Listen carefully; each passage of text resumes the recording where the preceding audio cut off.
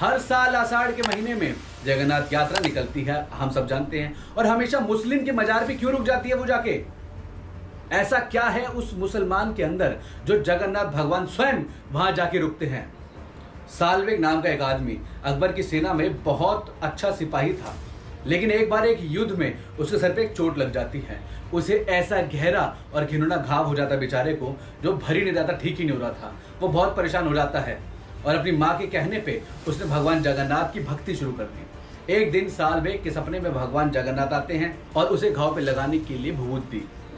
जब साल्वेग की नींद खुल जाती है तो वो देखता है कि माथे पे जो घाव है वो ठीक हो चुका है। वो खुश हो जाता है। वो भावुक होकर फटाफट उठते ही भगवान जगन्नाथ के मंदिर जाता है उनके दर्शन करने के लिए। लेकिन क्योंकि वो मुसलमान है तो उसे अंदर आने नहीं दिया जाता। मगर उसने हार नहीं मानी, वो बाहर बैठ के ही भगवान की भक्ति करने लग गया। लेकिन दोस्तों, ऐसा माना जाता है कि मृत्यु के पहले वो ये कह के गया था कि अगर मेरी भक्ति में सच्चाई है तो मेरे प्रभु मेरी मजार पे जरूर आएंगे मेरे मरने के बाद। और तब से हर बार श्री जगन्नाथ जी का मंदिर हमेशा साल्वेग की मजार पे रुकता है। यह हुई ना भगवान और भक्त के बीच का रिश्ता।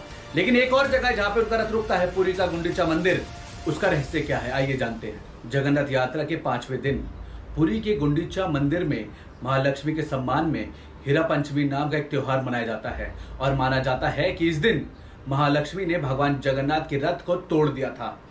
एक प्रचलित कहानी के अनुसार भगवान जगन्नाथ उनकी पत्नी महालक्ष्मी को पीछे छोड़ के यात्रा पर निकल पड़े थे, उन्हें वचन दे के कि अगले दिन वो वापस आएंगे।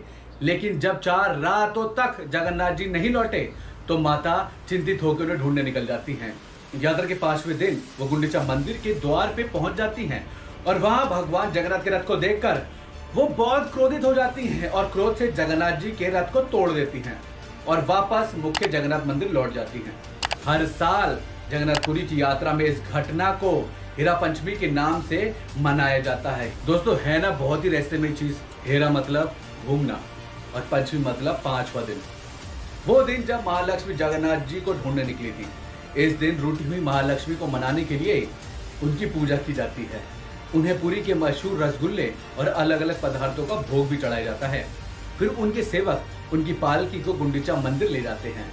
वहाँ लक्ष्मी जी और जगन्नाथ जी के सेवकों में लड़ाई भी होती है और आखिर में महालक्ष्मी के सेवक रथ के छोटे से हिस्से को तोड़ के अपने साथ मंदिर में ले जाते हैं। हर साल दुनिया भर से लाखों करोड़ों लोग आते हैं दोस्तों इस यात्रा के दर्शन करने। एक ऐसा समय जब उनके भगवान अपने मंदिर से बाहर उनके सामने आते हैं, उनसे मिलने, अपने भक्तों के बीच आके उन्हें दर्शन देते हैं। इस यात्रा का महत्व दोस्तों युगों युगों से बरकरार है। लेकिन सिर्फ भक्त ही नहीं, माना जाता है कि भूत प्रेत पिशाच भी इस यात्रा का हिस्सा हैं। यहाँ तक कि उनके लिए खास प्रसाद भी बनाया जाता है। यात्रा में भगवान को कई सारे पदार्थों का भोग चढ़ाया जाता है।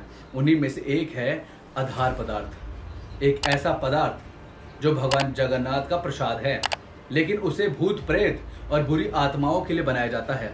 हर साल 3 बड़े बड़े मटकों में इस पदार्थ को बना के इसे रथ में ही रखा जाता है और फिर एंड में श्री जगन्नाथ जी को चढ़ाया जाता है। लेकिन भोग लगाने के बाद इसका सेवन नहीं होता है, बल्कि दोस्तों इसे जगन्नाथ जी के रथ के आसपास फेंक दिया जाता है। और माना जाता है कि यात्रा में होने वाले ये जो सारे रिचुअल हैं, वहाँ की सारी बुरी आत्माएं उसका सेवन कर रही होती। जैसे ही पदार्थ नीचे गिरता है, ये बुरी आत्माएं इसका सेवन करना शुरू कर देती हैं और दोस्तों उनको मोक्ष की प्राप्ति हो जाती है।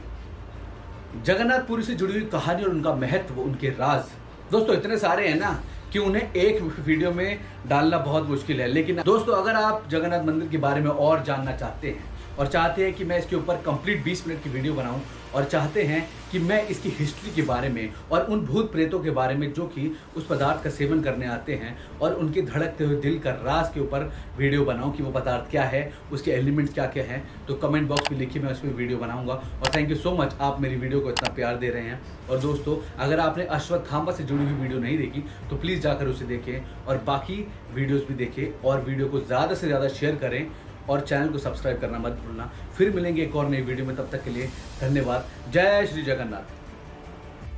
दोस्तों, हमारा सनातन धर्म इतना पुराना है ना कि लोग गिनते गिनते थक जाएंगे। इतने हिस्टोरिकल एविडेंसेस हैं, इतने पौराणिक कथाएं हैं, इतनी गाथाएं हैं, इतने पुराण हैं कि दोस्तों उन सब के बारे में जानने निकलेंगे ना तो दोस्तों लगता है कि पूरी उम्र भी बहुत कम रह जाएगी। इसलिए दोस्तों हम इन सारी बातों को आपके लिए लेकर आते हैं अपनी वीडियो के माध्यम से, ताकि आप वो सारी चीज़ें जान पाएँ, आप हमारे धर्म को, हमारे भारत को, भारत के इतिहास को और अच्छे से जान पाएँ और इसकी अंदर कितने राज, कितनी मिस्ट्रीज छुपी हुई हैं, उन सब बातों को जानें।